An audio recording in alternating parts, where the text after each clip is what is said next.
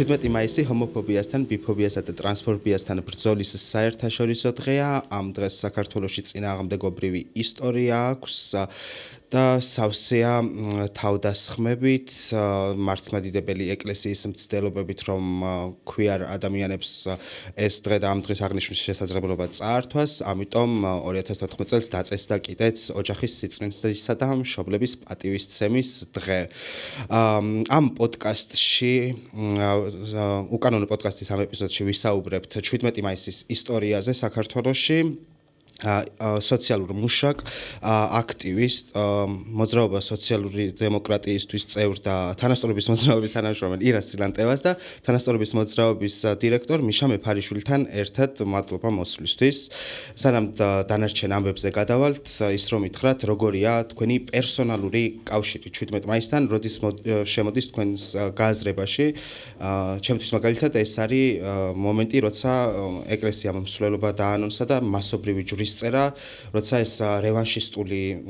ბუნება საშინლად არ მომეწონა და აგრესია და განზიდვა მქონდა ამ მცდელობასთან. იქამდე 2013 წელს დიდად პრინციპში კავშირი არც მქონია. როგორია თქვენი გამოცდილება? პირველ რიგში დიდი მადლობა მოწვევისთვის. და დიდი მადლობა, რომ ამ თემაზე აკეთებთ პოდკასტს და ამაზე საუბრობთ. იქიდან გამომდინარე, რომ ჰომოფობიური კანონის შემდგომ ფაქტობრივად კრიმინალებად გამოაცხადეს ქვიარ ადამიანები და ზოგადად ქვიარ ადამიანების უფლებებზე საუბარიც კი რაღაც რისკებთან არის დაკავშირებული.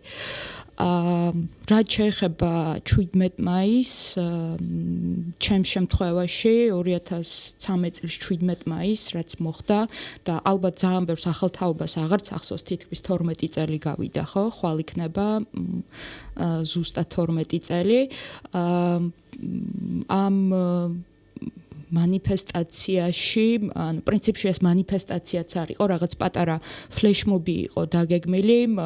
ჰომოფობიის და ტრანსფობიის ჰომოფობიასთან და ტრანსფობიასთან ბრძოლის საერთაშორისო დღესთან დაკავშირებით. რა ვიცი, არც ისე ბევრი აქტივისტი იყო შეკრებილი, დაანონსებული იყო რაღაც პარლამენტთან ეს ფლეშმობი, თუმცა მთელი ამ პერიოდის წინარე პერიოდის განმავლობაში ხდებოდა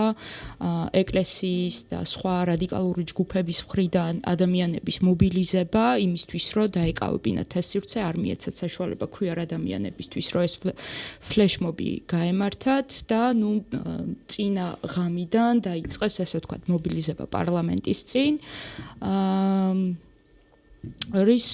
შემდეგადაც ორგანიზატორებმა მიიღეს გადაწყვეტილება, რომ პუშკინის სკვერში გადასულიყვნენ და მე როგორც რიგითი თემის წევრი ისე მივედი პუშკინის სკვერში. შემდგომ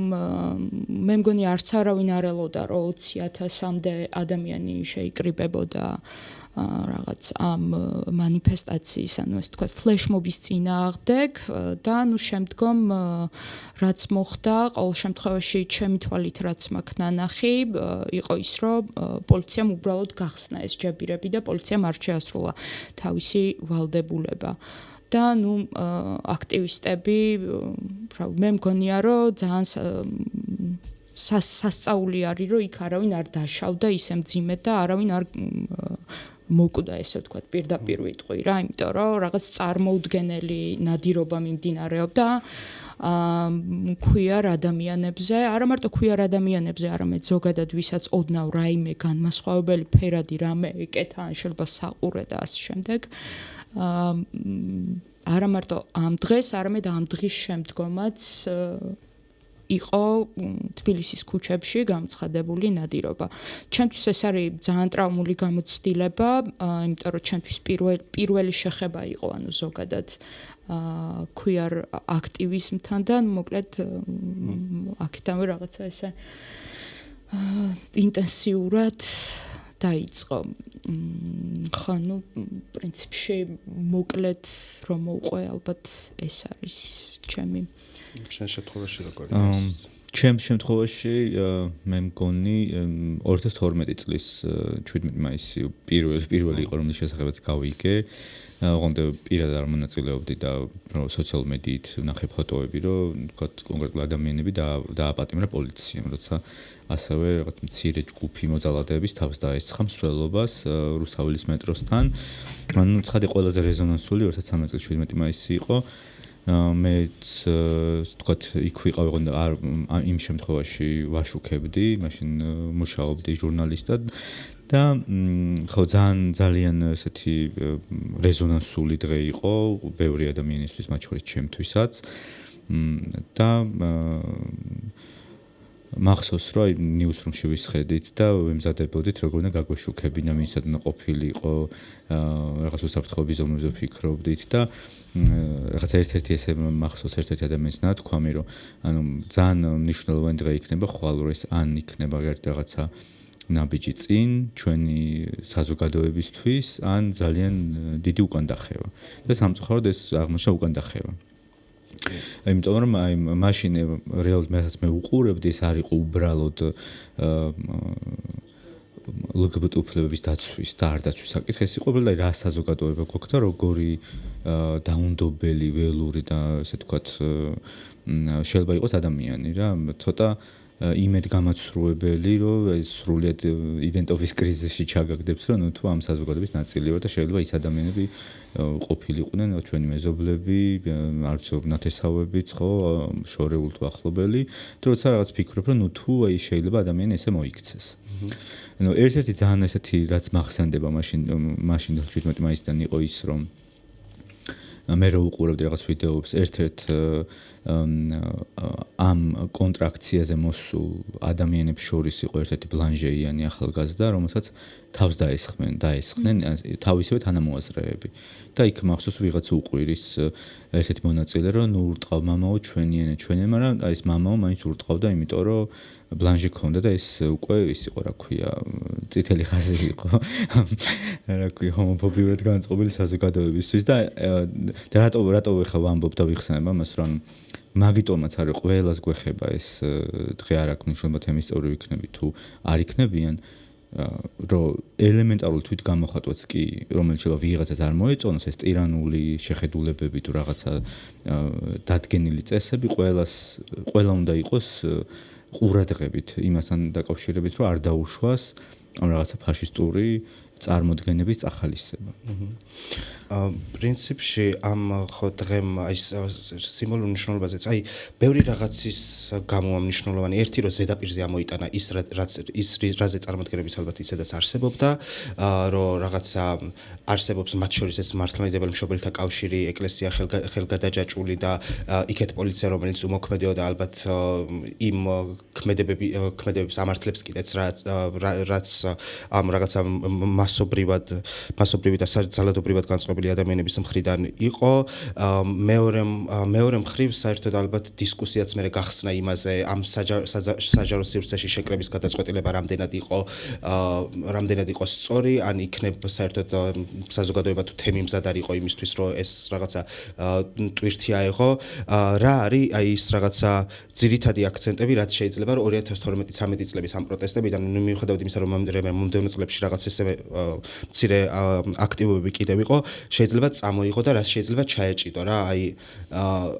ერთი queer ბრძოლის ნაწილში, რაც შეიძლება წამოიღო და რა რეფლექსია შეიძლება გქონდეს ამ პროცესებზე და მეორე ხო აი საზოგადოებრივი და რა მნიშვნელობები აქვს კიდევ უფრო ხმად რომ ვისაუბროთ მაგაზეც რა. ხო, ალბათ იქიდან უნდა დავიწყოთ რა, რომ გონია რომ მაგ შემთხვევაში, ანუ ესე ვთქვათ, ჩვენ queer-თა მიერ ზოს არ ყოფილა იმდენად პრივილეგირებულ მდგომარეობაში, რომ ესე ვთქვათ, განესაზღვრა ის რისკები, ან რაღაცა ისეთი მნიშვნელოვანი ნაბიჯები გაეკეთებინა, ან გამოსულიყო რა, ანუ არ ზოს არ არსებობდა ამ რისკების დაზღვევის, ესე ვთქვათ, წინაპირობები არც ერთი ხელისუფლების მხრიდან რა, არც ნაცების მხრიდან, არც ქოცების მხრიდან და რასაც მთელი არ ვიცი ახლა ბოლო წლების განმავლობაში რასაც უყურებთ, მათ შორის 2013 წლამდე, ანუ მუდმივად ხდებოდა ამ ჰომოფობიის წახალისება და გეი ადამიანების ზოგადად რაღაცა მტრად მონიშნვა. შესაბამისად, ანუ იმის განსაზღვრა რა შეიძლებოდა მომხდარიყო 2013 წლის 17 მაისს, ალბათ იმთავითვე ვერ მოხდებოდა. იქიდან გამომდინარე, რომ მე როგორც ვიცი, ანუ იყო იმის დაპირება, რომ შსს შეასრულებდა თავის ვალდებულებას და დაიცავდა დემონსტრანტებს. თან იმ დროს ინფორმაცია ჯერ არ არსებობს, რომ პირობებს არღვევს და არასრულებს იმ პირობებს, რასაც დებს ხოლმე. და თან იყო ხელისუფლება ახალი შეცვლილი, იყო რაღაცა გარკვეული დაპირებები და ასე შემდეგ. ჩემი მოსაზრებით, ანუ ეს იყო რაღაცა ქართული ოცნების მხრიდან ეკლესიისთვის, ესე ვთქვათ, გაგორებული კამათელი და დათმობაზე წასვლა და იმის ჩვენება, რომ ისინი ეკლესიის წინააღმდეგ არ წავიდოდნენ და შესაბამისად, ანუ შემდგომში რაც მოყვა ამ სიტუაციას ის რომ არც ერთი ადამიანი არ დასჯილა, მიუხედავად იმისა, რომ არსებობს უამრავი მტკიცებულება, რომ და ამოცნობილები არიან ადამიანები, ვინც ძალადობდნენ იქ და მოსაკლავად იწევდნენ ადამიანებისადმი, არც ერთი ადამიანი არ დასჯილა. ეს იყო პირდაპირი მესიჯი ერთის მხრივ ეკლესიისთვის, რომ ისინი ესე ვთქვათ არ გადაკვეთენ ამ წითელ ხაზებს, რასაც ესე ვთქვათ ეკლესია აჩვენებს და ასევე ეკლესიის ესე ვთქვათ ძალაუფლების აღიარება ის რომ ისინი ესე ვთქვათ ერთგვარად შევლენ მათთან კოლაბორაციაში და მათი მხარდაჭერა ერთის მხრივ რომ სჭირდებათ და მეორეს მხრივ რომ ეკლესია შეუძლია იმედი ქონდეს ამ ხელისუფლების, ხო? და შემდგომში გვახსოვს კიდეც პოლიტიკოსების მხრიდან, ზოგიერთი პოლიტიკოსი დღესაც ესე ვთქვათ პოლიტიკაში არის და რაღაცა ერთგვარად პროგრესულ ძალასაც წარმოადგენს, მაშინ როგორ ადანაშაულებდა თვითონ queer themes, რომ ესე ვთქვათ ზოგადად მათ გამოიწვიეს ესე ვთქვათ ეს პროვოკაცია და ხდებოდა მუდმივად მსხვერპლის დადანაშაულება.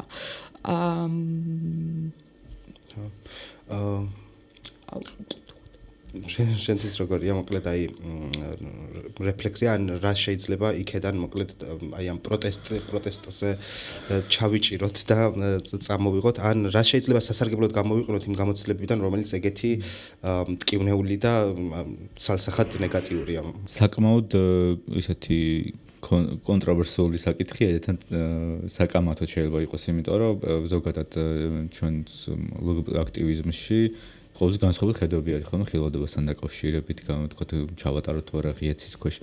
რაიმე ღონისძიება თუ არ ჩატაროთ, აქამდე ყოველთვის თქვათ ესე იყო ხოლმე. და ასევე ჩემი გადმოსახედიდან რეალურად ეს იყო ძალიან რთული დღე, რთული თარიღი, მაგრამ გრძელვადენ პერსპექტივაში მგონია რომ აქვს პოტენციალი, რომ შეიძლება შეიცვალოს დამოკიდებულებები. ამის თქმა ძალიან რთული არის, მაგრამ 2013 წლის 17 მაისის შემდეგ ერთი ესეთი რაღაც დადებითი შეიძლება ის იყოს, რომ მეტნაკლებად უფრო მიექცა ყურადღება, ასე ვთქვათ, თანასწორობის საკითხი. შეიძლება ყოველთვის არ იყო კარგი გაშუქება, შეიძლება ეს ამის გამოყენება ხდებოდა სხვადასხვა პოლიტიკური ძალის მიერ თუ ჟურნალისტების მიერ თუ ასე შემდეგ, მაგრამ რაღაცნაირად უფრო რეზონანსულ საკითხად გადაიქცა და ხილვადობის თვალსაზრისით გარკვეული რაღაც ძვრები შეიტანა. თუმცა ცხადია დრო ჭირდება იმას, რომ ყველაფერი იმაზე უკეთესად იყოს, ვიდრე ჩვენ გვინდა. თან აქ ვთქვათ ერთი მომენტი არის, რომ ბოლო წლების განმავლობაში სხვადასხვა საზოგადოებრივი კვლევა რო ტარდება, ხედავთ, რომ LGBT თემის მიმართ, საკითხების მიმართ, ასე ვთქვათ, დამოკიდებულება საზოგადოების მხრიდან დადებითად იცვლება. და ეს ასევე მიანიშნებს იმას, რომ გარკვეული წინსვლა არის საზოგადოებაში და აქედან გამომდინარე უფრო ოპტიმისტურად ვარ განწყობილი, ზოგადადაც უფრო ოპტიმისტი ვარ ხოლმე, მაგრამ ვფიქრობ, რომ ხელშესახების შედეგები, თქვათ, აქვს ამ ყველაფერს. ნუ სხვა საკითხი არის, რამდენად გამოიწვიეს, თქვათ, 17 მაისმა აუცილებლად თუ არა, მაგრამ ეს იყო რაღაცა პირველი მნიშვნელოვანი თარიღი და მცდელობა, რომ რაღაც საჯარო დაგვეწყო საუბარი იმ საკითხებზე, რაც ჩვენ გვაღელვებს გვეხება და რაც და ეს შეცვლილი ყო რა ერთი და ორი ადამიანისთვის, ხო, ზოგადად აქტივიზმის მიზანი ეს არის, რომ ზოგადად შეიცვალოს ქვეყანაში მდგომარეობა და ამ შემთხვევაშიც თანასწორობის საკითხი ის, რომ მაგალითად უნდა ვიყოთ თანასწორები, ეს არ არის მარტო ჩვენი ერთი თემის პრობლემა რა, ეს საზოგადოების წინსვლას ემსახურება. და თქვათ ახლა თანასწორობის მოძრაობა, რომელიც მუშაობთ LGBT საკითხების გარშემო, ეს არ გვეხება მარტო LGBT ადამიანებს რა, ანუ საქართველოს ჩვენი ქვეყნის, ჩვენი საზოგადოების წინსვლას ემსახურება და მუშაობთ იმ სეგმენტზე, იმ მიმართულებით, რაც ჩვენთვის არის, თქვათ, მნიშვნელოვანი, ისე როგორც სხვადასხვა ჯგუფები, გაერთიანებულები, ორგანიზაციები მუშაობენ იმ საკითხებზე, რაც მათთვის არის სენსიტიური და აქედან გამომდინარე მგონია რომ ხო ალბათ ნელა წინ მივდივართ მთლიანობაში და ის გამოწვევები რაც გვაქვს დღეს აღარ დავკონკრეტდები რომ აღარ ვისაუბროთ მარტო მაგაც სახელობითად ესე ვთქვათ დარწმუნებული რომ გადაილახება ისევ იმითი რომ ჩვენი საზოგადოება არის მომწიფებული მე ამაში დარწმუნებული ვარ მთლიანობაში და ჩვენ გადავლახავთ იმ წინაღობებს რომელიც არ არის რეალურად კულტურული საკითხი ჰომოფობია საქართველოში არ არის კულტურული პრობლემა ის იმ დოზით რა დოზითაც ეს არის დღეს წარმოჩენილი არამედ ეს არის პოლიტიკური და როცა მოგვარდება ეს პოლიტიკური შრე, ესე ვთქვათ, ამოწურავს თავის თავს, მე დარწმუნებული ვარ, ჩვენი საზოგადოებაც გათავისუფლდება ამ პრობლემებისგან. პატარა რაღაცის დამატება მინდა ხილვადობასთან დაკავშირებით და ვეთანხმები მიშას აბსოლუტურად იმაში, რომ არის ასრთა სხვადასხვაობა, ხო, ამ ხილვადობასთან დაკავშირებით და მინდა აღვნიშნო ისიც რა, რომ აუცილებლად როდესაც საუბრობთ ქვიერთემის უფლებებზე, გამოხატვის თავისუფლებაზე და ასე შემდეგ, ანუ ყოველთვის უნდა ვახსენოთ ის პოლიტიკური კონტექსტი, რომელ კონტექსტშიც ვართ და ის ძალაუფლებრივი მიმართება, რომელიც არსებობს, ხო? იმიტომ რომ ქვიარებს მუდმივად რაღაცა შანტაჟის რეჟიმში გვიწევდა და დღემდე არ ვიცი გვიწევს ოპერირება რომ ანუ და ყოველთვის რისკების გათვლა ესე ვთქვათ რა შეიძლება მოიტანოს ამან და ამან ხო იმიტომ რომ ერთის მხრივ აი თუნდაც ის მომენტი რომ იმის გათვლა რომ გარეთ გასვლამ შეიძლება გამოიწვიოს რაღაცა დიდი ძალადობა ეს მარტო ერთ დღეს არ თავდება რა ეს რაღაცა იქიდან გამომდინარე რომ პოლიცია იქნება შსს იქნება სრულიად უმოქმედო არის და იყო იმ წლების განმავლობაში ეხლა არ შევეხები ეხლა კიდე უფრო განსხვავებული კონტექსტია იმ პერიოდის განმავლობაში ანუ თუ კი მაგალითად აი 2017-ში როდესაც ჩვენ მოგვეცა გასვლის საშუალება ის სხვა თემა არის როგორ მოგვეცა გასვლის საშუალება შსს და სახელმწიფო ესე ვთქვათ მხოლოდ პასუხისგებლობას იღებდნენ კონკრეტულ იმ დღეზე რა და არასდროს არ ხდებოდა ესე ვთქვათ სისტემური მუშაობა ჰომოფობიის წინააღმდეგ და რაღაც მარტო ჰომოფობიის წინააღმდეგ კი არა ანუ ზოგადად უთანასწორობაზე მუშაობა და ამ კუთხით ესე ვთქვათ რაღაც ქმედებების განხორციელება ხო და თუ კი მაგალითად ერთ დღეს ხდებოდა ის რომ ოკეი გაგიყვან და მარშრუტით უკან გამოგიყვან შემდგომში ხო ანუ ის ადამიანები ვინც ზარალდებოდნენ ეს თქვა შემდგომი ნადირობის პერიოდში იმიტომ რომ ჩვენ ესე თქვა დაკვირვებებს ვაწარმოებთ ანუ რა ხდება ხოლმე ესეთი გამოსვლების და რაღაც საჯაროობის შემდგომ ანუ ამაზე რეაგირება ნაკლებად ხდებოდა და ასევე ხილვადობაზე ვეთანხმები იმას რა რომ იმ საშინელი მოვლენის შემდგომ რაც მოხდა 2013 წელს წამოიწია ამ საკითხმა და ძალიან მნიშვნელოვანი იყო რომ საზოგადოების დიდი ნაწილისთვის ეს ძალადობა იყო აბსოლუტურად მიუღებელი ხო ანუ ძალიან ცოტა იყო ვისაც შეიძლება ეს გაემართლებინა თუმცა მეორეს მხრივ როგორ ჩამოაყალიბა აი ამ ესე ვთქვათ რა ტიპი როგორ ხდებოდა ამის გაშუქება ხო რომ ქვიარ ადამიანები არიან მუდმივად სხორპლები რაღაცა მათ მუდმივად მხარდაჭერა ჭირდებათ და ასე შემდეგ რა და როგორ წარმოვიდგენთ რომ რა არის ხო მსხვერპლი რომელსაც მუდმივად თავს ესხმია რომელიც არის მუდმივად მოწყვლად მდგომარეობაში და თითქოს რაღაც მომენტში ხმა წართმეულიც კი იმიტომ რომ თვითონ მსხვერპლების ესე ვთქვათ ლაპარაკი და მსხვერპლების პოზიციიდან და თვითონ ქვიარ ადამიანების მხრიდან და პერსპექტივიდან გაშუქება ნაკლებად ხდებოდა რისი ესე ვთქვათ რაღაცა შედეგები ხო ანუ მედიამ როგორც ჩამოაყალიბა ეს ხატი ჩვენ დღემდე ესე ვთქვათ ვიწუნებთ ამას და 2018 წლის 17 მაისიც ამის კარგი მაგალითი იყო ჩემთვის პირადად რა მე არ ვამბობ რო ყველა აი ეგ მე მაგას ჩემი განწყობა ძალიან ეხმიანება, იმიტომ რომ მე როგორც გარე განმკვირვებელი რომელიც ამ მოვლენების გულში არ ყოფილა და როგორც თემის წევრი გარედან ვაკვირდებოდი, ყოველთვის პრობლემური იყო ის, რომ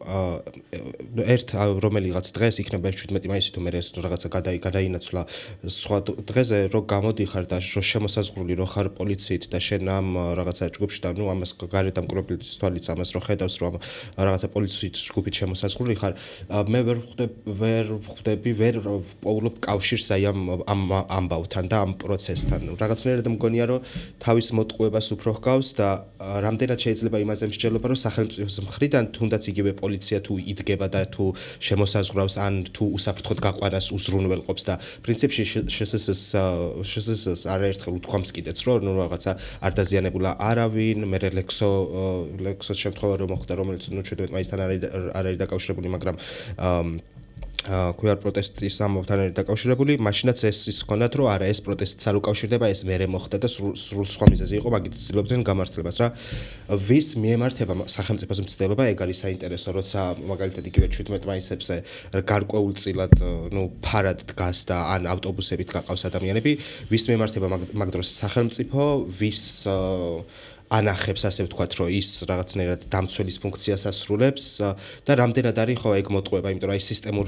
პრობლემებზე რო არ მუშაობენ და გარდაქმნებზე მუშაობა რო არ ხდება, რაღაცნაირად პლაკატურია თითქოს მთელი ეს პროცესი, რაც ამ ერთ დღეშია თავმოქცეული რა, მე ეგეთი განცდა მაქვს. რამდენად შეიძლება მსჯელობა მაგაზე, რომ ეგრეა საერთაშორისო აუდიტორიას ერთი მხრივ იმას უმტკიცებენ, რომ ჩვენ რაღაცნაირად ვიცავთ ამ ადამიანებს და საზოგადოებრივი განწყობები ესეთი კი არა, ჩვენ ჩვენსას ვაკეთებთ. აი მაგაზეც რო ვთქვათ რა. ხო, მაგალითად თანასწორობის მოძრაობა, ვთქვათ, და ისე როგორც სხვა რამდენიმე სათემო ორგანიზაცია არ მონაწილეობდეთ ხოლმე 2018 წლის მერე ჩვენ ფაქტობრივად არ მიგვია მონაწილეობა არც ერთ ღია ღონისძიებაში, რომელიც შეიძლება გამართულიყო ან კანცელარიის წინ, ან პარლამენტის წინ, რაც ზოგადად მიუწვდომელ ადგილად გადაიქცა. იმიტომ რომ ეს იყო რაღაცა 40 წუთით და თუ 1 საათით მოცემული დრო, რომ ეხა დროზე უნდა გამართოთ, მე წახვიდეთ სახლში და ასე შემდეგ. ეს არ არის გამოხატვის თავისუფლება ზოგადად და არც ამ გამოხატვის თავისუფლების სარგებლობის შესაძლებლობა. და როცა ჩვენ ვთქვათ ამ ყველაფერს ვფიქრობდით, მივხვდით, რომ ეს არ არის თვითმიზანი, რომ ეს რაღაცა 1 საათით გავიდეთ და ამით დამთავრდეს გამოხატვის შესაძლებლობა, მაგრამ გაგრძელდეს აი ეს მომეტებული, ვთქვათ, თავდასხმები, არა ჰეტერონორმატიული გარეგნობის ადამიანების ტარგეტირება და სხვადასხვა ჯგუფების მიერ თავდასხმა, რაც იზრდებოდა ხოლმე მომართვიანობა ჩვენთან, იმიტომ რომ ჩვენი ერთ-ერთი, ასე ვთქვათ, მნიშვნელოვანი საქმიანობა არის მომსახურების გაწევა ფსიქოსოციალურ სამართლებრივი თემის წევრებისთვის. და აქედან გამომდინარე, რომ ერთი მხრივ შეიძლება ხელისუფლება წარმდგარი იყო დასავლელ პარტნიორებთან, ჩვენთან ჩატარდა რაღაცა ტიპის ღონისძიება, რომელიც ეხება ლგბტ საკითხებს და არავინ დაშავებულა, ჩვენ უზრუნველყავით უსაფრთხოებად და ასე შემდეგ, რაცა აი ძალიან ხელოვნურ პირობებში ხდებოდა ეს ყველაფერი და არა თავისუფლად, ხო? ანუ მივხვდით, რომ ეს არის ერთგვარი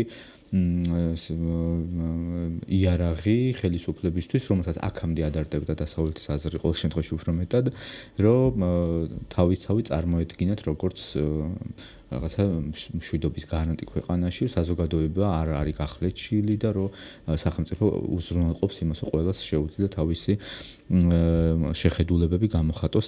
თავისუფლად. კიდე აქ ერთ რაღაცას დავამატებდი, იმიტომ რომ 2013 წლის 24 მაისი იყო თუ არ ვცდები თუ აღარ მახსოვს რა დღე იყო, 17 მაისის მერე დედაენის პარკში იყო შეკრება, ესე ვთქვათ, ერთგვარი პასუხი ძალადობრივ კონტრაქციაზე. კონტრაქციას ვუწოდებ მე ჰომოფობიურ ძალებს, რომელიც მოვიდნენ 17 მაისს. იმიტომ რომ აქცია იყო ჰომოფობიის საწინააღმდეგო. და იქ იყვნენ ვთქვათ ადამიანები, რომლებიც აპროტესტებდნენ ერთი მხრივ ამ ძალადობას, რაც თბილისის თავისუფლების მოედანმა განიცადა, ესე ვთქვათ, როგორც ადგილმა მთლიანად, ხო, მარტო ასფალტი ხო არ არის, ანუ ეს ქალაქი არის ადამიანები. და ამ ესეთი ერთ-ერთ რესპონდენტს ესეთი კითხვა დაუსვრო, მეთქი, ნუ არ არიან ბევრი ხალხი, მეთქი რა და ეს რამდენი კმაყოფილი ხართ, მეთქი, მაშინ მკითხე და პოლიტიკის მეცნიერი, მე ხაღარ დავასახებ სახელმწიფოს, თქვა რომ ეს არის ყველაზე დიდი აქციაო, რომელიც გამართულა სეკულარიზმის დასაცავად, იმიტომ რომ მაშინ სეკულარიზმის და ასე ვთქვათ რესპუბლიკის, ასე ვთქვათ ამ ღირებულებების დასაცავად, რაზეც გასხო ჩვენი საზოგადოება და კონსტიტუცია. და მე ვფიქრობ, რომ აი ეს აქცენტი, რაც მაშინ დაისვა, აღმოჩნდა შემდეგ წლების მერე, რომ ძალიან ზუსტი აქცენტი იყო, იმიტომ რომ ხელისუფლებამ, რომლებიც იცვლებოდა, ასე ვთქვათ, ფასადურად მაინც 2012 წლის მერე პრემიერებს გულისხმობ სწორედ კაბინეტებს, ასე ვთქვათ, მინისტრ კაბინეტებს იყენებდნენ შემდეგ ზოგადად გამოხატვის თავისუფლების შესაძლებლად. და ძალიან მარტივი ფორმულა იყო, რომ თუ კი რომელიმე აქცია არ მოწონდათ პარლამენტის წინ, აუცილებლად ჩნდებოდნენ რაღაცა მოძალადე ჯგუფები, რომლებიც ხან ხელკეტებით იყვნენ, ხან რაღაც კასტეტებით შეიარაღებული თუ რითი არა და იყო მოწოდებები, რომ თუ არ დაიშლებით შეიძლება შეტაკება მოხდეს და ამიტომ ის პასუხისმგებლობიანი მოქალაქეები, რომლებიც იკრიბებიან ხოლმე, ხო, და ითხოვენ უკეთეს ქვეყანას, ისევ ისინი უნდა დაშლილიყვნენ იმ რაღაცა 50 თუ 200 ადამიანის გამო, რომელსაც პოლიცია ეჭიდავებოდა ხოლმე. და ამ მეთოდები ძალიან კარგად ხდებოდა ზოგადად სამოქალაქო ჯგუფების, სამოქალაქო აქტივიზმის დისკრედიტაცია. და აი თელ ამ წლებს უამრავი მაგალითი შეგვიძლია მოვიყვანოთ ამ წლების განმავლობაში, რომ გადავხედოთ და დავწმუნდეთ იმას, რომ ლგბტ საკითხებს ხელისუფლება ყოველთვის იყენებდა საკუთარი მიზნებისთვის, რომ ჩაეხშო ადამიანების გამოხატვის შესაძლებლობა. აი მაგალითად 20 ივნისი იყო ხო ევროპის მარში წლები მერე ხო ბოდიში 22 წელს იყო თუ არ ვცდები და მაშინ რომ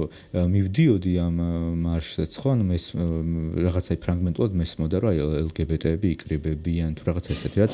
იმის მცდელობა იყო დისკრედიტაციის კონკრეტული პოლიტიკური პროტესტის რომ თქვან რომ ეხა აი ვიღაცა პატარა ჯგუფებს უნდათ და იქ მისვლა ცუდი არის თუ რაღაც ესეთი. მაგრამ საბედნიეროდ მე ვფიქრობ, რომ ბევრი ადამიანი, საკმარისად ბევრი ადამიანი დარწმუნდა იმაში, რომ ესეთ იარლიყებს არ უნდა შეუშინდნენ ზოგადად და მე იმედი მაქვს, რომ ეს რაოდენობა ადამიანების, რომლებიც უფრო გათავისუფლდებიან აი ამ რაღაცა შანტაჟისგან, ხო, კიდევ უფრო გაიზრდება და ესეც იქნება უფრო დამსახურება იმისო ჩვენ შეგვიძლია როგორც დღეს მაგალითად ვისაუბროთ უფრო მეტი იმ საკითხებზე რაც გვაღელვებს და კანონებიც რომელსაც იღებენ რომ ჩვენ ეს საუბარი შეგვიზღუდონ ამას ემსახურება რომ ზოგადად სამოქალაქო აქტივიზმი საქართველოში არ განვითარდეს ხო ეხლა იმ დღეს დაიდო კიდე მე მგონი 15 მაისი იყო ხო პირველი არასამთავრობო ორგანიზაციის ყრილობა საქართველოში წერაკითხვის გამავრცელების საზოგადოების მაისში მოხდა მაგათი ისიც როგორც ჩანს და ხო რატო ამბობ ისე ანუ ეს ხო შეიძლება off topic-ი ჟღერდეს მაგრამ ანუ ამბავი არის ის რომ აი სამოქალაქო აქტივიზმს და მოქალაქეთა აქტიურობას ძალიან დიდი ძალა აქვს და ჩვენ არ უნდა მივცეთ უფლება რომ კონკრეტული ზოგადად ჯგუფების ამ შემთხვევაში ჩვენი გარიყვით მოხდეს ვიღაცის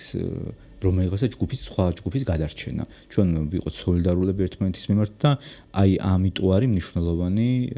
ზოგადად ხილვადობა, საუბარი ოღონდ იმ მეთოდებით, იმ პოლიტიკის გათვალისწინებით და კონიუნქტურის გათვალისწინებით, რომელშიც ვართ ხოლმე. გონია რომ ეს ძალიან მნიშვნელოვანი საკითხი არის. იქ იმ კუთხით რომ ზუსტად ეს თქვათ გამოცდილების საფუძველზე რაღაცნაირად რომ შევცვალოთ ჩვენი ტაქტიკები და ასე შემდეგ რა იმიტომ რომ ამ მიმდინარე მოკლედ რა ანუ წარსულში არსებულმა პრაქტიკებმა აჩვენა რა რომ ესენი არ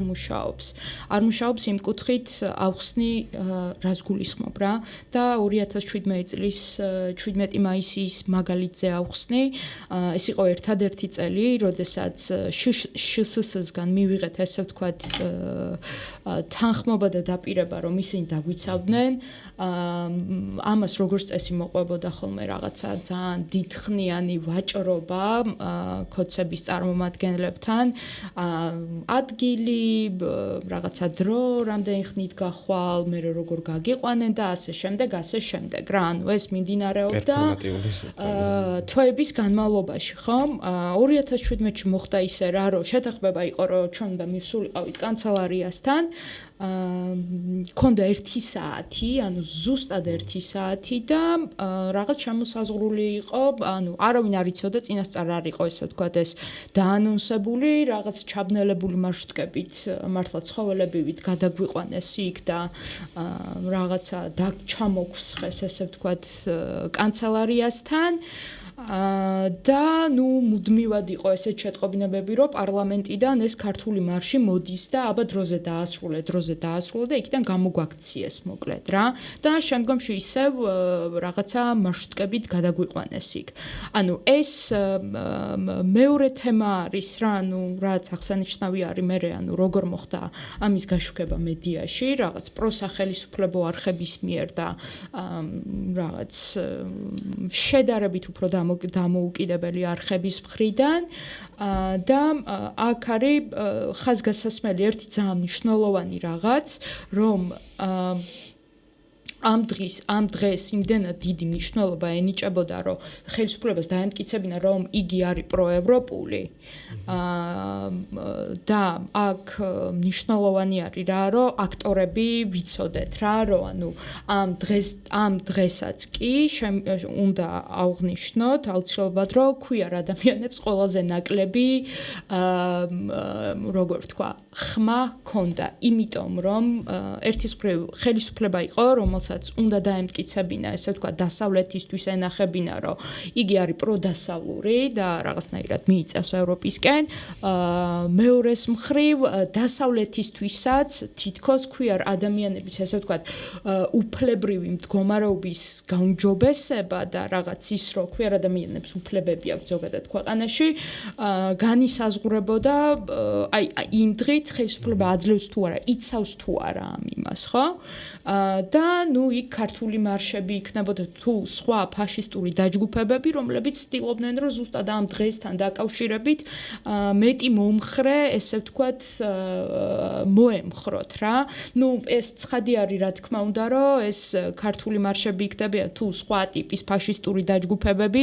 ისინი ყოველთვის ესე ვთქვათ ფარულ კოლაბორაციაში არიან ქართულ ოცნებასთან ეხლა ეს რატო ვთქვი რა რომ იმ დემონსტრაციაზე იყო ძალიან მნიშვნელოვანი მოთხოვნები ხო ადამიანები ითხოვდნენ რაღაც ძალადობისგან დაცვას პოლიციის მხრიდან ადეკვატურ მოპყრობას მუშაობას, ჯანდაცვის სერვისებზე ხელმისაწვდომობას, დასაქმებაზე და ესე ვთქვათ, დასაქმების ღირსეულ პირობებს, ხო? და უსახკარობაზე პასუხს რა და ანუ რეალურად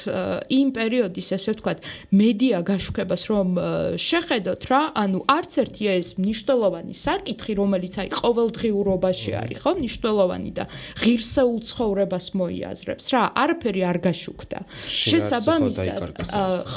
შესაბამისად ანუ ეს რეალურად ეს დღე იქცა რაღაც ერთგვარ პერფორმანსად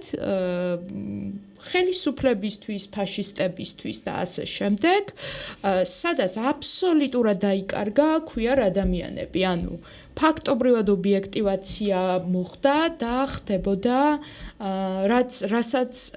შემდგომში მოყვა ანუ კიდევ უფრო მეტად რაღაც პოლიტიკური ინსტრუმენტალიზაცია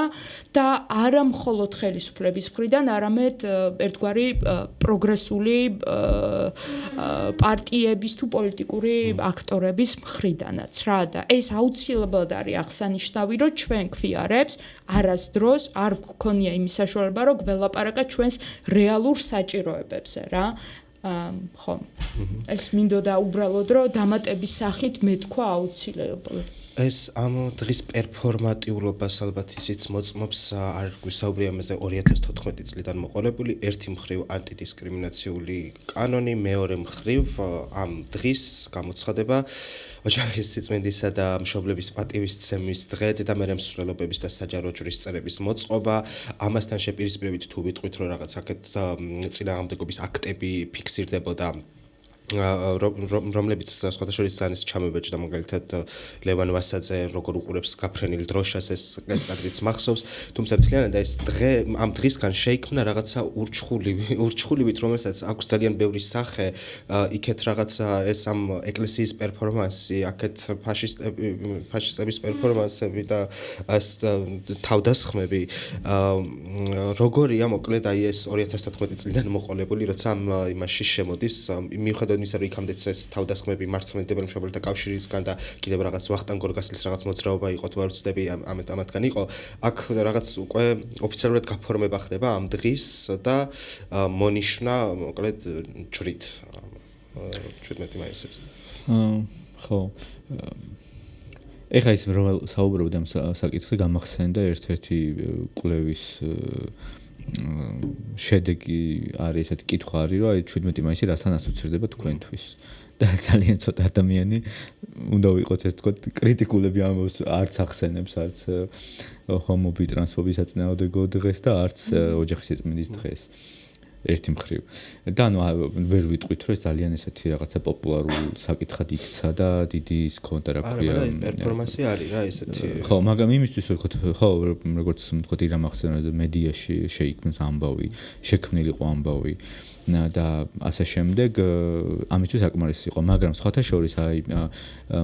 ეს არ უკავშირდება ჩვენ ის არ უკავშირდება ზოგადად ხილვადობას ეს როცა მედიას თავს დაესხნენ ივლისში ხო პრაიდის კვირეულთან დაკავშირებით აი მაშინ სხვანაირად შეხედა თვითონ მედიამაც და აი ისევ იქიდან ამოვდივარ რომ აი სოლიდარულობა არის ძალიან მნიშვნელოვანი და სოლიდარულობა ვერ მიიღწევა თუ საკუთარ არ შეგიძლია რომ სხვას უთანაგრძნო ან შენ თვითონაც გამოსცადო ის რასაც სხვა გამოცდის და როცა მედიამაც დაინახა ეს რომ ეს ძალადობა არის ესე ვთქვათ უმართავი რომ ეს არის ის რაღაცა მხეცი რომელსაც გამოუშვებ და მე ვეღარ აკონტროლებ ძალიან რთული არის შეიძლება თვითონაც გადაიყოლოს ჩემი აზრით საქართველოს საპატრიარქოსაც იგივე დაემართა იმიტომ რომ 2017 წელს წლამდე 2013 წლამდე ბოდიში სანამ აი ძალიან შიშველი ძალადობა არ დავინახეთ მანამდე ამ ძალადობას ის ახალისებდა მე მახსენდება 2010 წელს მღვდლები მაგალითად დადიოდნენ ბათუმში თუ არ ვცდები მაისი იყო მაშინ არ ვიცი რა თარიღი იყო მე მგონი მაისი იყო მაგრამ ყოველ შემთხვევაში რაღაცა ზაფხულის თუ გაზაფხულის პერიოდი იყო სადაც ეძებდნენ კაფეებში უცხოეთიდან ჩამოსულ გეებს რომელსაც უნდა მოეწყოთ მსვლელობა და ვიღაცას ეს იყო აი კლასიკური დეზინფორმაციის მაგალითი ამავდროულად და ამობეჭდილი ქონდა რაღაცა საიტიდან სია იმ ადამიანების ვინც ესწრებოდნენ და ეს საიტი საიდან მოვიდა, ვის გონებაში მოიხარშა, არავინ არ იცის. და საერთოდ არაფრისგან შეიქმნა. არაფრისგან შეიქმნა, იმიტომ რომ გავსი არაფერი არ ხდებოდა. და ეს მრუდლები იყვნენ ისე მამოძრავებელი ძალა. ძალიან ფრაგმენტულად მახსოვს კიდე მე თუ არ ვცდები რომელიღაც ტელევიზიაში იყო, მაგრამ ნამდვილად ვიცი, რომ თქვა გაზეთებში იბეჭდებოდა მანამდე, რომ აი რაღაცა LGBT აღლუმი უნდა გაიმართოს და მსგავსი ის ანუ ადამიანებს ამობილიზებდნენ წლებით ადრე ამ ბჭყალებში საფრთხის წინააღმდეგ, რომ აი რაღაცა ისეთი მოხდებოდა და საბოლოო ჯამში მიიღეს ისეთი ძალადობა, რომელმაც თვითონ საპატრიარქო ანუ ეკლესიის წევრები ხო მორწმუნე ადამიანები მრევლი ბევრი მათგანიც ასევე კრიტიკული შეიქმნა ამ ყველაფრის წინააღმდეგ და მე ვფიქრობ რომ ეს ოჯახის სიწმინდის დღის ცნებაც არის მოგონილი იმისთვის რომ რაღაცა შინაარსი ჩაენერგათ თითქოს უფრო სიყვარულის იმიტომ რომ აი ამ შიშველი ძალადობის მართვა უკვე თვითონ საპატრიარქოსაც არ შეეძლო თუმცა ხო რამდენად არ მგონია რომ ესეც დიდად წარმატებული მცდელობა იყოს რომ ამით თქო გადაიფაროს ეს ყველაფერი და ხო თავარი ისევ ალბათ არის სოლიდარულობა ისევ ამოვიდოდი ამ ცნებიდან რომ აი ეს პერფორმატიულობაც ეს რაღაცა ეგზოტიზების მცდელობები დაიძლევა ისევ ერთმანეთის დანახვით როგორც ირამ ახსენა ძალიან ბევრი რამ გვაქვს საერთო და უპირველესად ეს არის პრობლემები სოციალურ-ეკონომიკური გამოწვევები პოლიტიკური გამოწვევები რაც გვაქვს დღეს და ასევე ხვდებით ხოლმე რუსთაველზეც მათ შორის როცა იმართება უწყვეტი აქციები ჩვენი ქვეყნის უკეთესი მომავლისთვის. აი ეს არის ალბათ რაღაცა გზა გამოსავალი ვნახოთ იმისთვის, რომ თავი დავახცოთ ამ ყველაფერს და 17 მაისი იყოს არა გაუცხოების რაღაც ერთმანეთთან ბრძოლის და ხიჩატეხილობის დღე, არამედ პირიქით გაერთიანების, რაღაც საერთო მიზნისთვის ვიბრძოლოთ, გავერთიანდეთ. ისე მიშამ ძალიან კარგად ახსენა აი ეს მოვლენა, როდესაც მღვდლები ბათუმში ეძებდნენ გეებს. ეს 2007 წლის ამბავს ხო არა? 2010 წლის არის. 10 გეი აღლუმი. კარგად აღარ მახსოვს. არა, 2010 წელი იყო ნამდვილად ვიცი. ხო, ოღონდ სეზონი არ მახსოვს. დროებში ხო, მოკლედ საკმაოდ ძველი ამბავი არის, რომ ძალიან კარგად აღნიშნა მიშამ, რომ რაღაც არარსებულ გეებს დაეძებდნენ რომ ეცემათ ესე ვთქვათ და აქ აღსანიშნავი არის რა რომ აი რაღაც ხელისუფლებებთან და ხელისუფლებები მუდმივად ანუ მაშინ როდესაც რაღაცა სოციალურ-ეკონომიკური პრობლემები წამოიწეოდა ხოლმე ხელისუფლება რაღაცა ხელოვნურად ქმნიდა ხოლმე რაღაცა აი ამ ქუიარ ადამიანებისთვის დღის წესრიგს მაგალითად ზუსტად აღარ მახსოვს წელი მაგრამ 14-15 წელი იყო მე მგონი როდესაც დაიწყეს როდესაც თვითონვე ხელისუფლების მხრიდან დაიწყო რაღაცა გეი ქორწინების წამოწევის თემა და აქ აღსანიშნავი არის რა რომ ანუ ქუიერთამ არასდროს არ ანუ დღის წესრიგში არასდროს არ დამდგარა ეს გეი ქორწინების თემა ძირითადად ანუ იმ პერიოდში რაც იყო ყველაზე მნიშვნელოვანი ეს იყო ძალადობა ეკონომიკური პრობლემები დასაქმება უსახკარობა და ასე შემდეგ ხო ბულინგი და სხვა მრავალი პრობლემა ხელისუფლებამ თვითონ წამოჭრა ეს საკითხი, ააგორა ამაზე ერთგვარი პროპაგანდა და შემდგომ წინასაარჩევნო დაპირებად თქვა, რომ შეცვლიდა კონსტიტუციას და განსაზღვრავდა ქორწინებას როგორც ქალისა და კაცის ერთობას, რა. და ნუ წლების განმავლობაში, ანუ ზუსტად იგივე პოლიტიკას ვუყურებთ, ანუ ეგ იდეაში უნდა ყოფილიყო ჩვენთვისაც და იყო ჩვენთვისაც იმისი სიგნალი, რომ შემდგომშიც ხელისუფლება, ქართული ოცნება კონკრეტულად იმ პერიოდში აუცილებლად პრობლემების გადასაფარად და კრიზისების, თავისივე შექმნილი კრიზისების გადასაფარად გამოიყენებდა და ინსტრუმენტალიზებას გაუკეთებდა ქუიარ ადამიანებს და რასაც ხედავთ კიდეც რა, იმიტომ რომ წელსაც ბოდიშით წინა არჩევნებზეც ერთ-ერთი დაპირება, ანუ არც ერთი სოციალური დაპირება მათ არ ქონიათ, გარდა იმისა, რომ აკრძალავდნენ რაღაცა ჰომოსექსუალ ადამიანებს, რომელსაც ძალიან ისეთი ირონიული ერთგვარად სახელი ქვია ამ კანონსაც, ხო, რაღაც ბავშვთა დაცვის ეგიდით რაღაც ჰომოსექსუალობის ესე ვთქვათ აკრძალვა, ხო? ჯერ არ მომხდარა ეგ აკრძალვა, მაგრამ მე მგონია რომ მოყვება ამას, რა უბრალოდ ამას რაღაც ვუტრირებ, იმიტომ ვამბობ ამას. აი, სანამ ამ რაღაცა წინააღმდეგობის რაღაც პერსპექტივებზე და სამომავლო თუ მომავლის რაღაც წარმოდგენებზე გადავალთ, აი 2019 წელი იყო, ხო, პრინციპში, როცა 17 მაისი საბოლოოდ რაღაცა მანდიდან უკვე 2019 წელს თანასწორობის მოძრაობამ თუ არ ვცდები თქვა, რომ ანუ საჯარო სივრცეში შეკრებას 18-ში და აი როგორ ხდება ეგ გადაწყვეტილება, რომ 17 მაისის რაღაც აქტივობას ვთმობთ,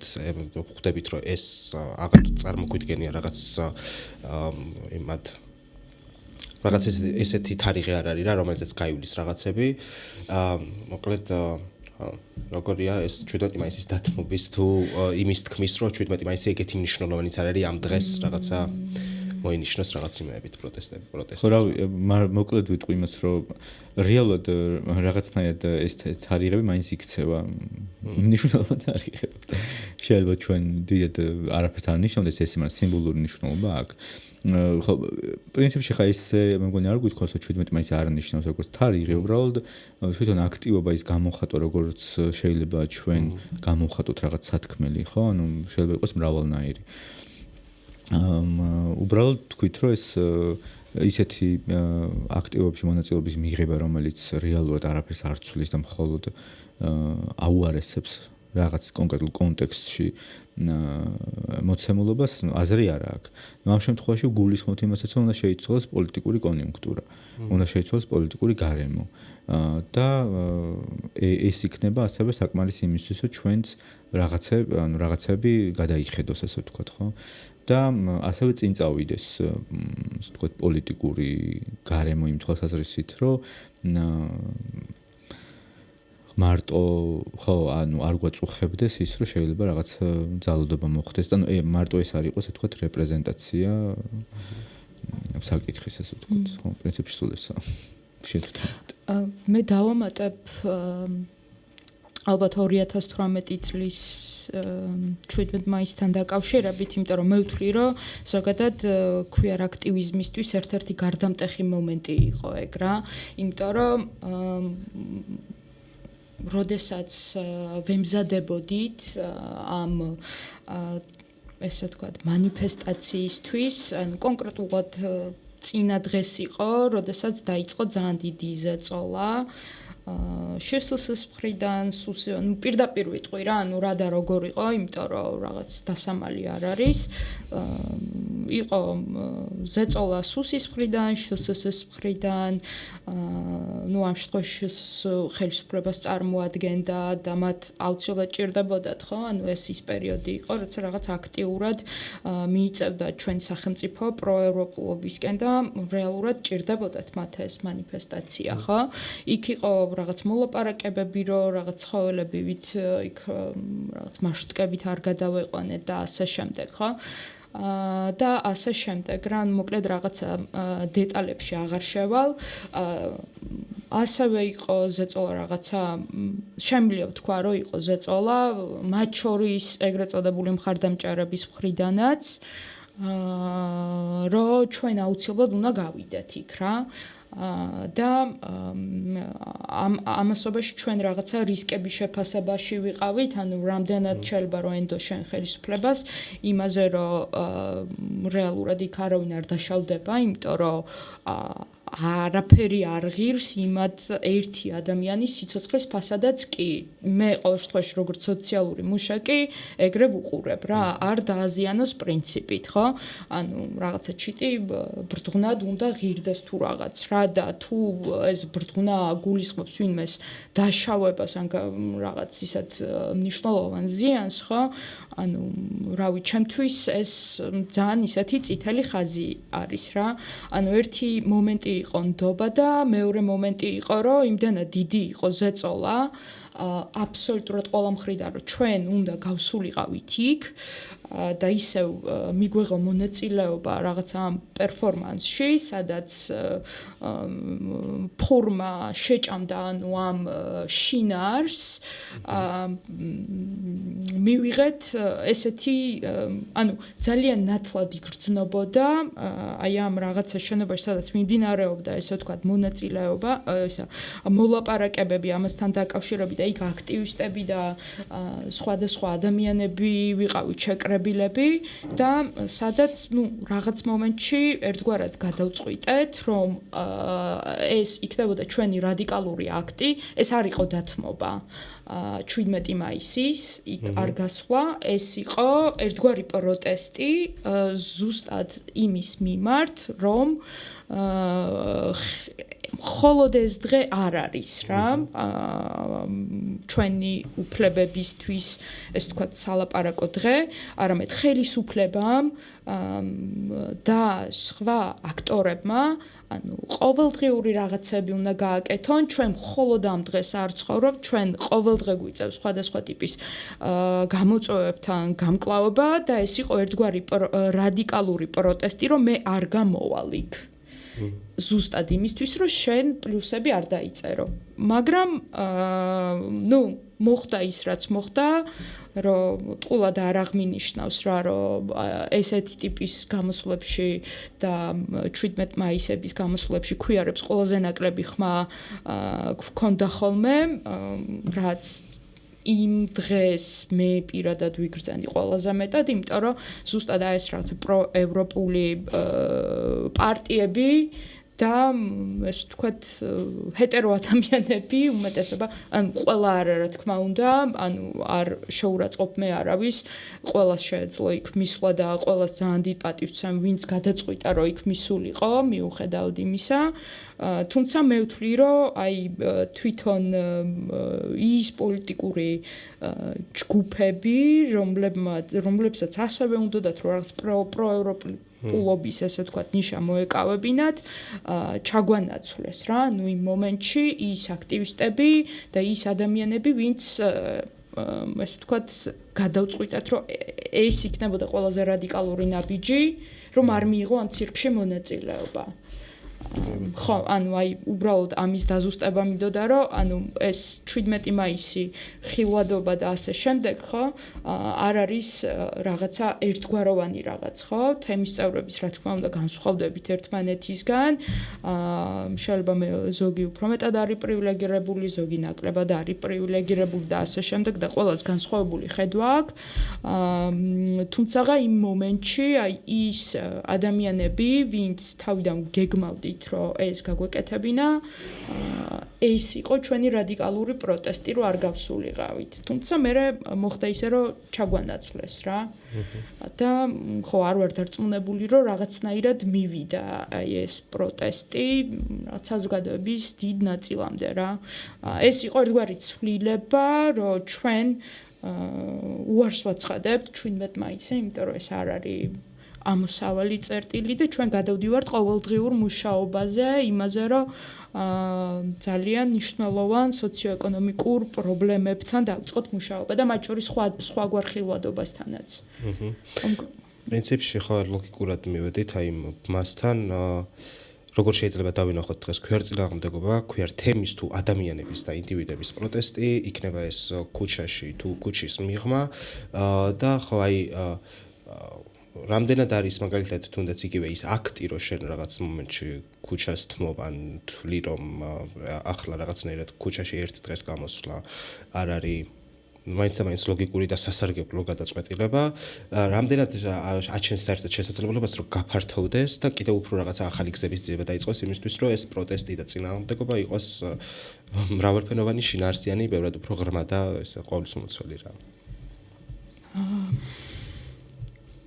თუ გინდ თქვენ მანამდე მოვიფიქრე. ეხლა სიმართლე რომ გითხრათ აი ეს 26 ოქტომბრის შემდგომ ესე ვთქვათ ღიად ქვიერ წინააღმდეგობაზე საუბარი არ ვიცი რამდენად რამდენად ზოგადად შესაძლებელი არის რა ღიად ყოველ შემთხვევაში იმიტომ რომ ქართულმა ოცნებამ ესე ვთქვათ პირდაპირ მონიშნა ეს queer თემი მტრად ფაქტობრივად ამ კანონის შემდგომ ესე ვთქვათ საჯარო მანიფესტაცია ზოგადად აგვაკრძალა ეს ნიშნავს იმას რომ რაღაცა სხვა ტიპის ქმედებებზე უნდა გადავიდე და სხვა ტიპის მუშაობაზე საბოლოო ჯამში ანუ კიდევ დამატებით აი ამ რაღაც არა საკმაოდ ისეთი რეპრესიული კანონმდებლობის მიღებით საბოლოო ჯამში რჩები იმ მდგომარეობაში რომ ხო ან უნდა გაჩერდე ან რაღაცა სხვა ტიპის წინააღმდეგობა მოიფიქრო. ამ წინააღმდეგობაზე ვფიქრობთ რა და როგორ გავაკეთოთ. ალბათ პირველ რიგში ჩვენც queer-ებმაც და მე მგონი queer-ებს ყველაზე მეტად აქვს გათავისებული აი ის რაღაცა საერთო ბრძოლის მნიშვნელობა, იმიტომ რომ რასაც ესე ვთქვათ ვაკეთებთ, ეს არის თვითცენზურა, თუნდაც აი ამ რაღაცა პროტესტებში მონაწილეობით, ანუ ჩვენ ყოველდღიურად ვხედავთ აი წინარე რიგებში ადამიანებს, რომლებიც დაუღალავად მიდიან და ზუსტადად თვითცენზურის სახით, ხო? და აქვე უნდა აღინიშნოს რა, რომ ყველაზე სოლიდარული თემი არის, სხვა თემა არის ის, რომ ანუ ვის რა სჭირდება შენი სოლიდარობა, მაშინ როდესაც ღიად queer ადამიანის გვერდით თუ დადგები, ეგ არის შენი პოლიტიკური თვითმკვლელობა და ამაზე არაერთხელ ვთქვამ დახურულ კარს მიღმა და ალბათ ეს არის იმის მიზეზი, თვითცენზურის მიზეზი, რომ შენ არ ილაპარაკო, ვინ ხარ, რა ხარ და იქ იდგე, თუნდაც იმიტომ რომ გესმის ეს მნიშვნელობა, რამდენად მნიშვნელოვანი არის. სოლიდარობა არის ამ შემთხვევაში ძალიან მნიშვნელოვანი და ალბათ რაღაც მიწისქვეშა მუშაობაზე უნდა გადავიდეთ რა, როგორც ჩანს ადამიანებთან მუშაობაზე და ასე შემდეგ. თუმცა ეს არ არის რა თქმა უნდა უსაფრთხო. როგორც აი ამ ესე ვთქვათ, მე ვუწოდებდი ფაშისტურ ჰომოფობიურ კანონს. ასევე ზოგადად, ანუ queer წინააღმდეგობა აღარ არის უსაფრთხო ზოგადად ადამიანის სიცოცხლისთვის. მით უმეტეს, როდესაც ჩვენ ნანახი გვაქვს, რომ შეიძლება რომ ადამიანის სიცოცხლეც შეეწიროს, ხო? აი რაც მოხდა 5 ივლისს და ლექსო ლაშქარავა, როდესაც შეეწირა, მოკლედ აი ამ რაღაცა ძალადობას. ასე რომ მე მგონია რომ და დავეთანხმები მიშას, რომ ეხლა ყველაზე მნიშვნელოვანი არის სოლიდარობა. პირველ რიგში თემის წევრებს შიგნით რა, რომ რაღაცნაირად არ ვიგზნოთ თავი მარტო და არ ვართ ჩვენ მარტო სინამდვილეში. და შემდგომში, რა ვიცი, სხვა ჯგუფების მხრიდანაც რა, იმიტომ რომ მე მგონი queer თემი ერთადერთი თემი არის და ერთადერთი ჯგუფი არის. არ ვიცი, ვისაც ეს კარგად არ მახსენდება, ალბათ ესე მკაფიოც არ ყოფილა, რომ ვინმე სოლიდარობა გამოეხატოს. რაღაც ერთადერთხელ მახსოვს ეს, რომ რაღაც ფსიქოლოგების მარში მოვიდა, ზუსტად რაც ქოცების ოფისთან და ეგ იყო რაღაც ძალიან სულის შემძვრელი და ემოციური ის რა, რომ ანუ ხო შეიძლება რომ ვიღაცამ შენს მიმართ სოლიდარობა გამოხატოს. გამოხატვის თავისუფლებაზე როგორც უფლებაზე უარის თქმა არის ამ შემთხვევაში შემეც უფრო ზრუნვის გამოხატვა იმ საერთო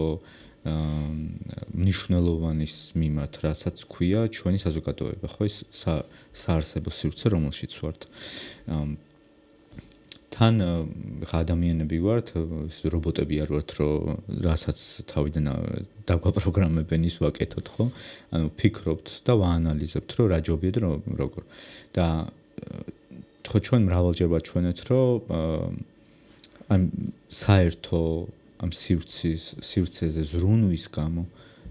და ერთმანეთზე ზრუნვის გამო ბევრჯერ თქო ტაქტიკურად უკან დაგვიხევია, იმიტომ რომ ამას მოითხოვდა, თქო, საჭიროება ჩვენი გადმოსახედიდან.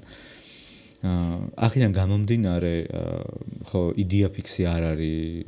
ესე ვთქვათ კონკრეტული თარიღები ან კონკრეტული ქმედებები, არამედ მთავარი მიზანი არის ის, რომ ვთქვათ ერთმანეთზე ზრუნვით, ერთმანეთისთვის ვნების მიყენების გარეშე ვიცხოვროთ. და თვითონ თავისთავადაც ეს გამოხატვის თავისუფლების შესაძლებლობაც, ანუ ამის გამოვლინება არის, თუ საზოგადოება როგორც მთლიანი ვერაცნობიერებს ამის შესაძლებლობას, ამიტომაც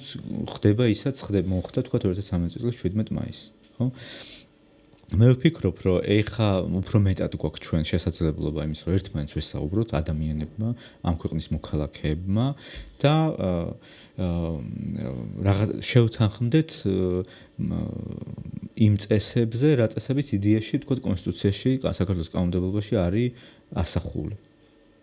და რაც დაიფუძნა ჩვენი საზოგადოება, ხო? და რაღაცნაირად ინტერნალიზება, გავისის ხორცოთ ეს ყველაფერი და კარგად გავაცნობიეროთ. ხო, მგონია რომ სიტყვას აქვს ძალიან დიდი ძალა და ის თუ რაზეც შევთანხმდებით, ამასაც ძალიან დიდი ძალა ექნება. და დღეს აი რაც გვჭირდება ზოგადად არის ის, რომ ჩამოვაყალიბოთ ჩვენი თავი როგორად მიგვაჩნია, როგორც საზოგადოებას. რომ ვართ ისინი, ვინც თქვათ სხვებისთვის ვართ შეზღუდვა, ხო? და მიგვაჩნია, რომ ჩვენი მეზობელი თანამოქალაქე ნაცნობი თუ უცნობი უნდა შევზღუდოთ აუცილებლად და ჩვენი წესები დაუწესოთ, რომელიც არ ვიცით რას ეფუძნება, თუ ვართ საზოგადოება, რომელიც ერთიანდებიან საერთო საჭიროებებზე და პატივცემენ სხვის პირად ცხოვრებას, ესე ვთქვათ, და პატივცემენ სხვის პირად შეხედულებებს, ხო? და მე ვფიქრობ, ეს მეორე გზა არის ცივილიზებული საზოგადოების გზა, რომელიც ერთმანეთს არ დასდევს, როგორც 2017 მაისს მოხდა და ის ვფიქრობ, რომ აი ძალიან დიდი სირცხვილი იყო მთელი ერისთვის, რაც მოხდა და მე ვფიქრობ, რომ ეს უნდა იყოს დამაფიქრებელი იმისთვის, რომ მსგავსი აღარ მოხდეს ზოგადად. და არც ჩვენმა საზოგადოებამ არ უნდა მისცეს დაუშვას იმის შესაძლებლობა, რომ ეს მსგავსი შეხედულებები დაკანონდეს და კანონებადაც იქცეს მათ შორის. და მგონია, რომ აი ეს ერთმანეთთან მისასვლელი გზები ჯერჯერობით ისევ გვაქვს და მე ვფიქრობ, რომ ეს არის რესურსი იმისი, რომ ჩვენ ერთმანეთს ვაჩვენოთ, რომ რაღაც შემთხვევებში შეიძლება ჩვენ რაღაც დავთმოთ და უკან დავიხიოთ, რაღაც შემთხვევებში შეიძლება სხვა ადამიანებმა დათმონ და ასე შემდეგ, ანუ რაღაც აი ეს არის კონსენსუსი. და ამით თქვათ მიიღწეს, იმიტომ რომ ძალიან მნიშვნელოვანია, რომ ჩვენ გვქონდეს ჩვენ თავზე როგორც საზოგადოებას მთლიანად ასე ვთქვათ საქართველოს მოქალაქეებს წარმოდგენა თავის თავზე, რომ ვინ ვართ რაღაცა ნახევრად ველური საზოგადოება, რომელიც მათ შეიძლება დაუშვას აი ეს რაღაცა კოლექტიური ძალადობა, თუ ვართ საზოგადოება, რომელიც ფიქრობს და აცნობიერებს ასაკეთებს და რატო აკეთებს. მე ვფიქრობ, რომ ჩვენ უფრო იმისკენ მივდივართ ზოგადად, რომ ჩვენ ვაცნობიერებთ ამ ყველაფერს და ყოველთვის გქონდა ამბიცია, რომ ყოფილიყავით რაღაცა უკეთესი საზოგადოება, რომელიც შეიძლება აი 1000-ნაირ მისაღებ თუ მიუღებელ წინადადებებში შეიძლება ხო გამოიხატო, შეიძლება ცოტა შოვინისტურად ჟღერდეს თუ არ ჟღერდეს, მაგრამ თავარი არის ის, რომ გვინდა რაღაც უკეთესი ვიყოთ. და ეს უკეთესად გახდომის შესაძლებლობა ჩვენ ყოველთვის გვაქვს. და ეს შესაძლებელია სოლიდარულობით, ერთმანეთზე ზრუნვით და გაცნობიერებით, რომ სად ვარ და რას ვაკეთებთ. რა ვიცი, ეს არის მე მგონი პერსპექტივა სამომავლო. თუ ვითარებაში ვიმყოფებით რეალურად, არა მარტო თემი, არამედ ზოგადად ქვეყანა, თუმცა ყველაზე მეტად ქვიარ თემი და მინდა რომ სოლიდარობა გამოუცხადო თითოეული თემის წევრს, ვინც ახლა ცხოვრობს საქართველოში და განიცდის აი ამ ჰომოფობიური კანონის, ესე ვთქვათ, მსუსყავ ეფექტებს და განსაკუთრებით ტრანს ადამიანებს, რომლებსაც ამ კანონმა ფაქტობრივად შეუზღუდა ჯანდაცვაზე ხელმისაწვდომობა და შეიძლება ეს გაიგივდეს იგივე წამებასთან და მინდა რომ სოლიდარობა გამოუცხადო და ხნეობა ვუსურვო და მგონია რომ ამ ბრძოლას აუცილებლად მოვიგებთ როგორც საზოგადოება და მგონია რომ შესაძლებელი არის უკეთესი საზოგადოების და უკეთესი სახელმწიფოს მშენებლობა. ხო, დიდი მადლობა 64 სივრცის დათმობისთვის და ტექნიკური მხარდაჭერისთვის. დღევანდელი ეპიზოდი ამით დამთავრდა. მადლობა თქვენ სტუმრობისთვის. მადლობა.